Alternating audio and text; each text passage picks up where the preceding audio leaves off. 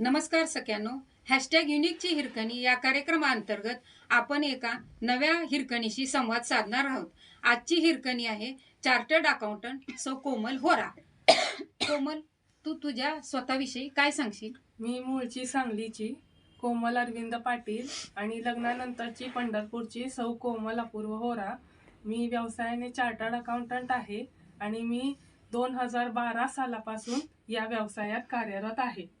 तुला या क्षेत्राची आवड कशी निर्माण झाली? माझे वडीलच व्यवसायाने चार्टर्ड अकाउंटंट असल्यामुळे मी आणि माझी जुळी बहीण लहानपणापासूनच घरात तसं वातावरण असल्यामुळे आमचं ध्येय होतं की आपण CA करायचं आहे आणि हे ध्येय गाठण्यात आम्ही दोघेही यशस्वी झालो. तू वयाच्या कितव्या वर्षी सीए झाली? मी वयाच्या 22व्या वर्षी CA झाले. लग्नाआधी तू या कार्यक्षेत्रात व्यवसायाच्या होतीस का आणि लग्नानंतरही आहेस का? हो, मी लग्नापूर्वी 4 वर्षे या व्यवसायात होते आणि लग्नानंतरही मी 8 वर्षे या व्यवसायात आहे. खूप छान. तू तुझ्या कामाचं नियोजन म्हणजे वर्कआउट बॅलन्सिंग कसं करतेस? निश्चितच लग्नानंतर आणि लग्नापूर्वी यामध्ये फरक पडतो आणि लग्नानंतरही आपल्या प्रायोरिटीज बदलतात, लिमिटेशन्स निर्माण होतात. मी लग्नापूर्वी काही आमच्या व्यवसायामध्ये असे असाइनमेंट्स असतात की जे आपल्याला बाहेरगावी जाऊन कंप्लीट करावे लागतात.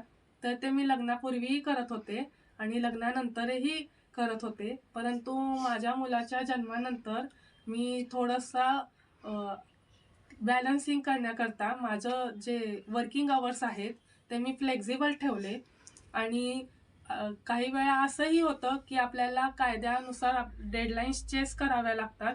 तर अशा वेळी मी थोडंसं माझ्या रुटीन लाईफमध्ये फ्लेक्झिबिलिटी आणते आणि त्यावेळी व्यवसायाला प्राधान्य देऊन ते काम आपलं पूर्ण करते. खूप छान नियोजन आहे कोमल. आम्हाला सांग, तू आज तुझ्या जबाबदाऱ्यांबद्दल काय सांगशील?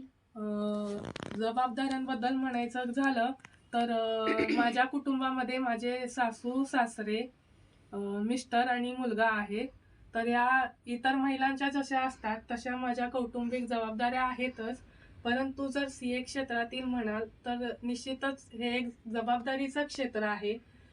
आम्ही एखाद्या व्यवसायाचा बॅलन्स शीट P&L आम्हाला साईन करावा लागतो, जो की एखाद्या व्यवसायाचा आरसा समजला जातो आणि ज्यावेळी एखाद्या CAची त्याच्यावर साईन होते तर तो निश्चितच ट्रू अँड फेअर समजला जातो आणि त्याच्यावर बरेचसे निर्णय हे अवलंबून असतात. तर हे सर्व गोष्टी करत असताना आम्हाला आपल्याला जसं माहीत आहे की वेगवेगळे कायद्यांचं आपल्याला पालन करावं लागतं. जसं की GST, इन्कम टॅक्स हे आपल्याला माहितीतले कायदे आहेत. परंतु प्रत्येक व्यवसायानुरूप कायद्यांमध्ये बदल होत असतात आणि त्या सर्व कायद्यांचं पालन केलं जातंय की नाही हे पाहावं लागतं. त्या बिझनेसचा फायनान्शियल ट्रॅक बरोबर आहे की नाही हे पाहावं लागतं. मॅनेजमेंटच्या बाबतीत काही वेळा सल्ले द्यावे लागतात आणि प्रामुख्याने एखाद्या व्यवसायाची आर्थिक शिस्त लावणं हे निश्चितच खूप मोठ्या जबाबदारीचं काम आहे असं मला वाटतं. कोमल, तू तुझ्या जबाबदाऱ्या खूप छानपणे सांगितल्यास. मला सांग, तू या क्षेत्रात अपडेट राहण्यासाठी काय करतेस? आता आपण पाहतोच आहे की रोज कायद्यांमध्ये नवनवीन बदल येत आहेत. तर यासाठी आमच्या CA इन्स्टिट्यूटकडून काही वेबिनार आणि सेमिनार अरेंज केले जातात की जे मी अटेंड करते. याशिवाय काही टॅक्स रिपोर्टर्स असतात की ज्यामध्ये नवीन अपडेशन्स आम्हाला कळतात. काही केस लॉज असतात की ज्याचं रिपोर्टिंग आम्हाला होत असतं आणि आपण म्हणतो तसं आता इंटरनेटवरही आपल्याला बरीचशी माहिती उपलब्ध होते. तर त्या माध्यमातूनही मी मला अपडेट ठेवण्याचा प्रयत्न करते. खूप छान. मग तू आज आमच्या या महिलांना विशेष असा संदेश काय देशील? महिला आज वेगवेगळ्या आघाडीवर कार्यरत आहेत, आपण पाहतच आहोत. परंतु मला जाणवलेली एक उणीव अशी आहे की महिला अजूनही फायनान्शियल लिटरसीच्या बाबतीत मागे आहेत. तर थोडंसं महिलांनी या गोष्टीवर काम करायची गरज आहे असं मला वाटतं. या व्यतिरिक्त जसं मॅनेजमेंटमध्ये सॉट ॲनालिसिस केलं जातं.